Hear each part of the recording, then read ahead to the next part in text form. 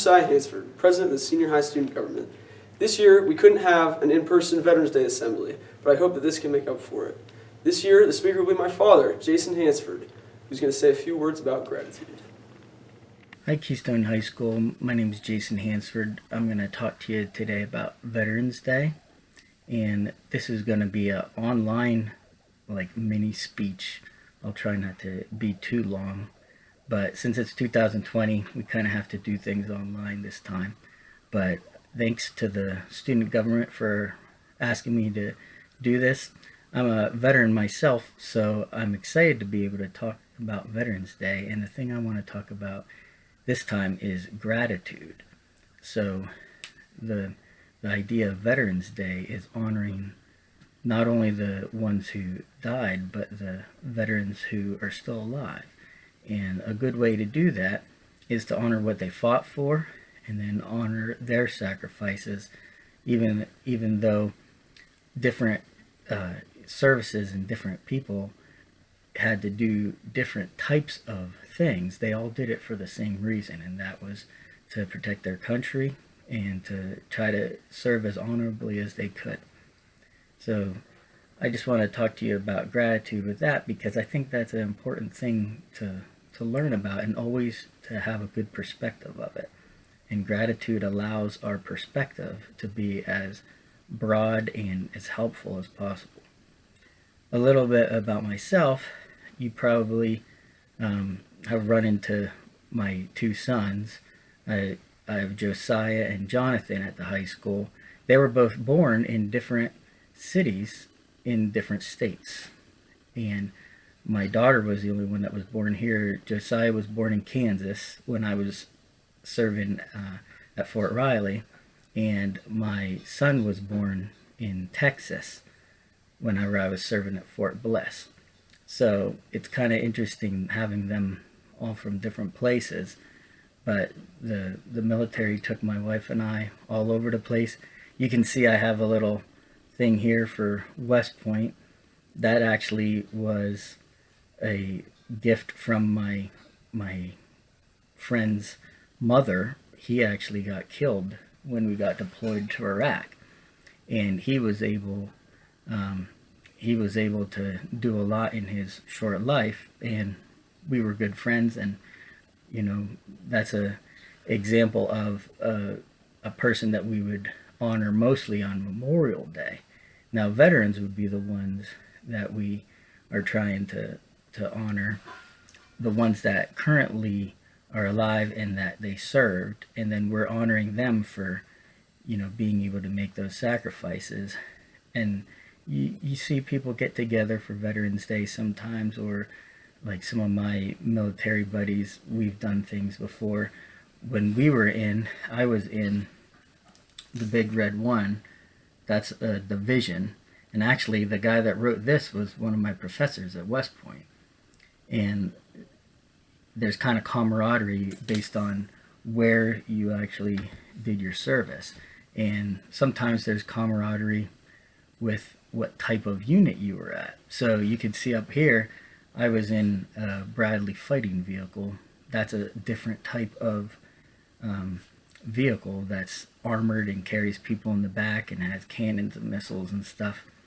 And when you're in those types of settings, you can really have a pretty diverse group of people.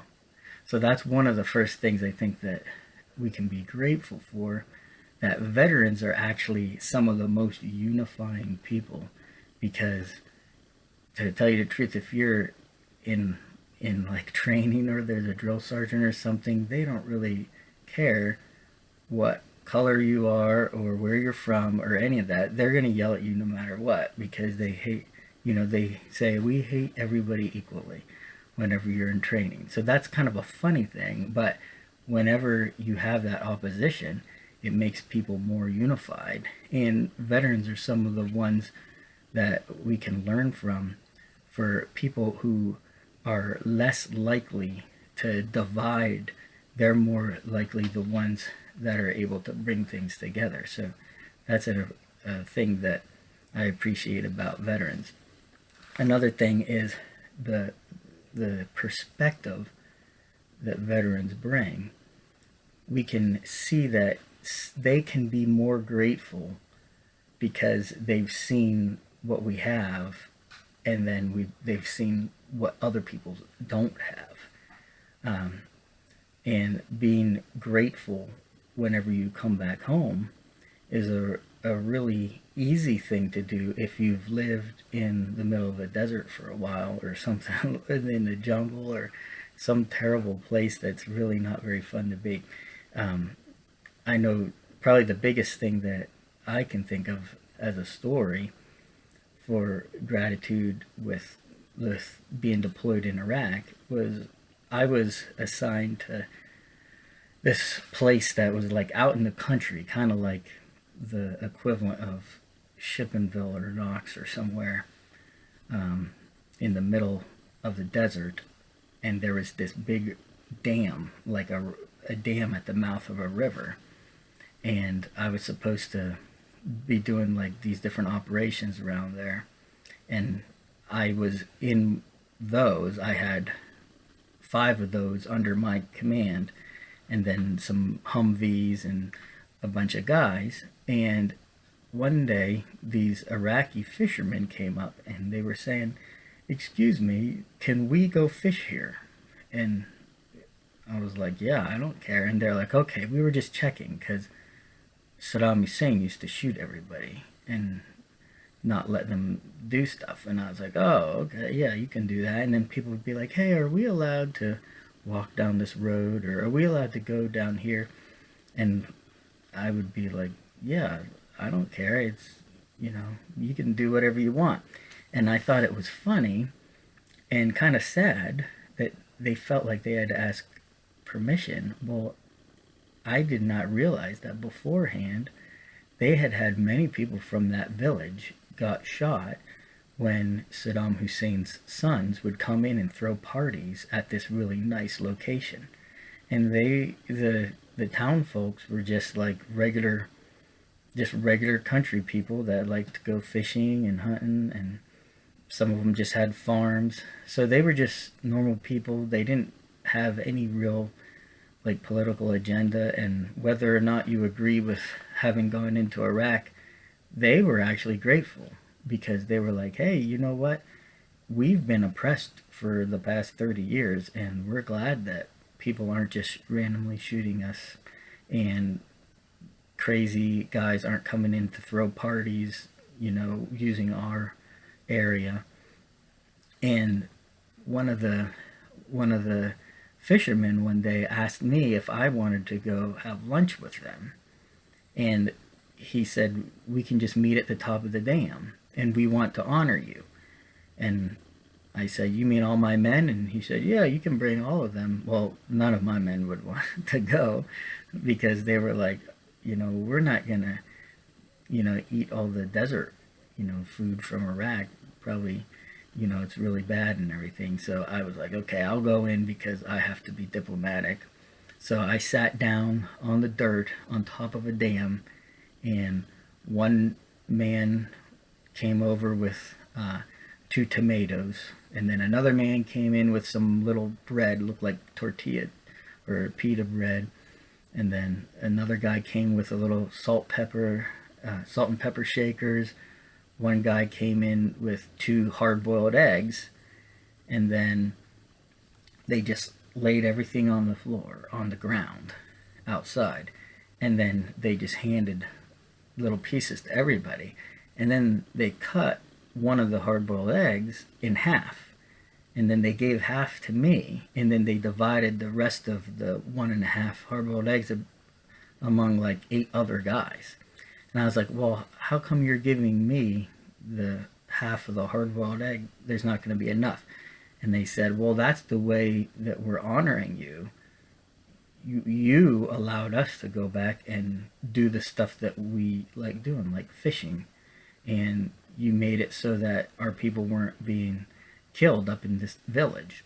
So I was like, man, that really took me back where, like, whenever we live in America, you can go to the store and, grab as many eggs as you want, you just assume that you're always going to have all that stuff that you need. And that was a big eye opener. There's so many places that don't have that. And when veterans come back, they have that appreciation because they know what it's like to have things, but they also know what it's like to not have those things. And that's why it's important to continually look back and understand why you have the things that you do, why you're in that place.